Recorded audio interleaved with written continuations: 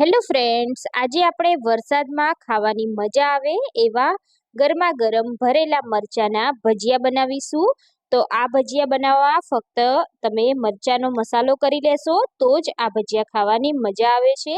તો આજે આપણે એકદમ ચટપટો તીખો મસાલો બનાવી અને આ ભજીયા બનાવીશું. તો ચાલો ફ્રેન્ડ જોઈ લઈએ ભરેલા મરચાના ભજીયા બનાવવા કેવી રીતે બનાવવા. તો મેં અહીંયા ભાવનગરી મરચા લીધા છે.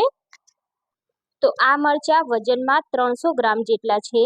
તો મરચાને મેં ધોઈ લીધા છે અને કોરા કપડાથી લૂછી પણ લીધા છે. હવે આપણે મરચાને આ રીતે ઊભા કટ કરવાના છે. જે રીતે આપણે ભરેલા મરચા બનાવીએ છીએ સેમ એ જ રીતે વચ્ચેથી કટ લગાવી દઈશું અને અંદરથી નસનો ભાગ આપણે કાઢી લેવાનો છે, જેથી આપણે બધા બીજી આમાંથી નીકળી જશે એટલે મરચા મોડા થઈ જશે. તો આ મરચા વધારે તીખા નથી હોતા, પણ આપણે નસ અને બીજ કાઢી લઈશું. જો તમારે તીખાશ પસંદ હોય તો તમે સ્કીપ પણ કરી શકો છો. તો એવી જ રીતે આપણે બધા જ મરચામાં આ રીતે બીજનો ભાગ અને નસનો ભાગ કાઢી લઈશું અને વચ્ચે આ રીતે ચેકા મારી દેવાના છે. મરચા અહીંયા મેં બધા જ કાપી અને રેડી કરી દીધા છે. હવે આપણે મસાલો બનાવીશું. મસાલો બનાવવા માટે 3 નંગ જેટલી આપણે લસણની કળી અને 1 ચમચી આપણે આખા ધાણા એડ કરી આપણે મિક્સર જારમાં આ પીસી લઈશું. તો અચકચરું પીસાઈ ગયું છે. હવે આપણે તેમાં અડધા કપ જેટલું ચવાણું મિક્સ એડ કરી અને સરસ રીતે પીસી લેવાનું છે. તો ચવાણું મેં અહીંયા પીસી લીધું છે. હવે આપણે એને એક પ્લેટમાં કાઢી લઈશું. જેમાં આપણે મસાલો કરવાનો હોય એમાં જ આપણે કાઢી લઈશું. તો એ ચવાણું કાઢી લીધું છે. હવે આપણે તેમાં મસાલા કરીશું. અડધી ચમચી મીઠું, અડધી ચમચી લાલ મરચું પાવડર અને 1 ચમચી જેટલો આપણે અહીંયા શેકેલા સિંગદાણાનો ભૂકો એડ કર્યો છે. 1 ચમચી તલનો ભૂકો એડ કર્યો છે અને 2 ચમચી જેટલી આપણે દળેલી ખાંડ એડ કરીશું. લીલા ધાણા એડ કરી દઈશું અને આ મરચાને ખટ્ટા મીઠા બનાવવા માટે આપણે અહીંયા એક આખા લીંબુનો રસ એડ કરી દઈશું. લીંબુ મારી જોડે નાનું હતું એટલે મેં આખા લીંબુનો રસ એડ કર્યો છે. જો તમારી પાસે મોટું લીંબુ હોય તો તમે અડધા લીંબુનો રસ એડ કરી શકો છો. તો લીંબુ એડ કર્યા પછી આપણા મરચાંનો ટેસ્ટ ખૂબ જ વધી જશે. ખટ્ટા મીઠા અને તીખા એવા સરસ એવો ટેસ્ટ આવશે. તો હવે આપણે 1 ચમચી જેટલું તેલ એડ કરી દઈશું અને મસાલાને સરસ રીતે મિક્સ કરી દેવાનું છે. તો એકદમ સરસ મસાલાનું કોટિંગ આવી જાય એ રીતે આપણે મિક્સ કરી લેવાના છે. તો અહીંયા આપણો મસાલો બનીને તૈયાર છે. હવે આપણે આ મસાલાને મરચામાં ભરવાનો છે.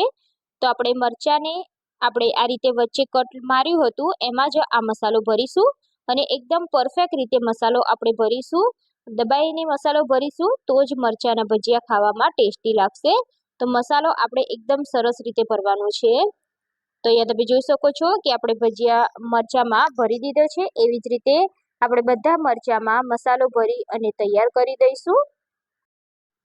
તો મેં અહીંયા બધા જ મરચાને મસાલો ભરી અને તૈયાર કરી દીધા છે. હવે આપણે ભજીયા બનાવવા માટે બેટર બનાવીશું.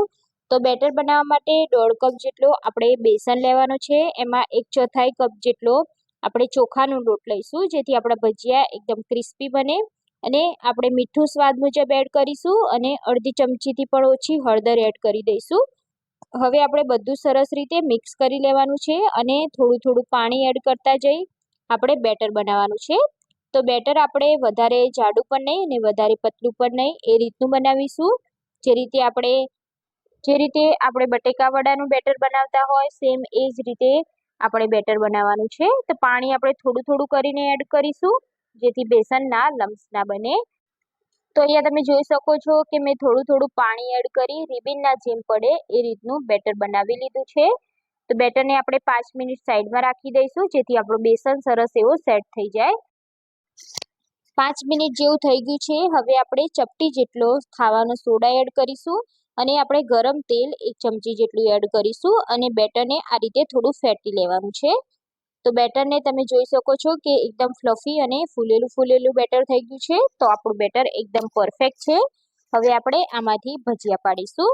તો ભજીયા બનાવવા માટે આપણે ગરમ તેલ પણ કરી લીધું છે અને એકદમ સરસ તેલ આવી જાય પછી આપણે આ બેટરમાં આ રીતે ભજીયા મરચાંને ડીપ કરી દેવાના છે. તો બેટરનું કોટિંગ આવી જાય એ રીતે આપણે ભજીયાનું આ રીતે કોટિંગ લાવી દઈશું અને વધારાનો લોટ આપણે નિતારી દઈશું અને ગરમા ગરમ તેલમાં તેને આપણે ડીપ કરીશું. એવી જ રીતે આપણે બધા જ મરચાંને સેમ એ જ રીતે ગરમ તેલમાં ડીપ કરીશું. તો ભજીયાને થોડીક વાર માટે થવા દેવાના છે. નીચેથી થોડા ક્રિસ્પી થઈ જાય, બેસન આપણું કૂક થઈ જાય એટલે આપણે તેની આ રીતે સાઈડ ચેન્જ કરતા રહેવાનું છે. અને બંને સાઈડ ક્રિસ્પી થાય અને થોડો કલર ચેન્જ થાય ત્યાં સુધી આપણે થવા દેવાનું છે, કેમ કે અંદર જે મરચું છે તે અહીંયા તળાવવું જરૂરી છે. એટલે આપણે મરચું તળાય એ માટે ભજીયાને થોડીક વાર થવા દઈશું. તો લગભગ 2 થી 3 જ મિનિટ જેવું થઈ ગયું છે અને તમે જોઈ શકો છો કે આપણા મરચાંના ભજીયા સરસ રીતે તળાઈ ગયા છે. તો આપણે તેને બહાર કાઢી લેવાના છે અને એવી જ રીતે બીજા મરચાંના ભજીયાને પણ સેમ એ જ રીતે તળી લેવાના છે. તો આ ભજીયા બનતા વધારે વાર નથી લાગતી, ફટાફટ જ આ ભજીયા તૈયાર થઈ જશે. અને જ્યારે પણ વરસાદ આવતો હોય ત્યારે મરચાંના આ રીતના ભજીયા બનાવી અને વાડીમાં પ્રોગ્રામ કરવામાં આવે છે. તો પ્રોગ્રામમાં આ ભજીયાનો પ્રોગ્રામ ઘણીવાર થતો હોય છે. તો સેમ આ જ રીતે બનાવવામાં આવે છે અને એટલા ટેસ્ટી લાગે છે કે ખાવાનું મન થઈ જાય. તો આ ભજીયાને ખાસ કરીને ખજૂર આંબલીની ચટણી સાથે સર્વ કરવામાં આવે છે. તો તમે પણ આ ભજીયા આ સિઝનમાં ના બનાવ્યા હોય તો એકવાર જરૂરથી મારી રેસીપી જોઈ અને બનાવી લેજો. તમને મારી રેસીપી કેવી લાગી એ મને કમેન્ટ સેક્શનમાં જણાવજો. રેસીપી સારી લાગી હોય તો વિડીયોને તમારા ફ્રેન્ડ્સ અને ફેમિલી સાથે શેર જરૂરથી કરી દેજો. અને મારી ચેનલ પર નવા હોય અને ચેનલને સબસ્ક્રાઇબ ના કરી હોય તો સૌથી પહેલાં ચેનલને સબસ્ક્રાઇબ કરી દેજો. બાજુમાં આપેલા બેલ આઇકોન પર ક્લિક કરી લેજો, જેથી નવી નવી રેસીપીના નોટિફિકેશન ફ્રેન્ડ્સ તમને મળે. તો ફરી મળીશું ફ્રેન્ડ્સ આપણે નવી રેસીપી સાથે.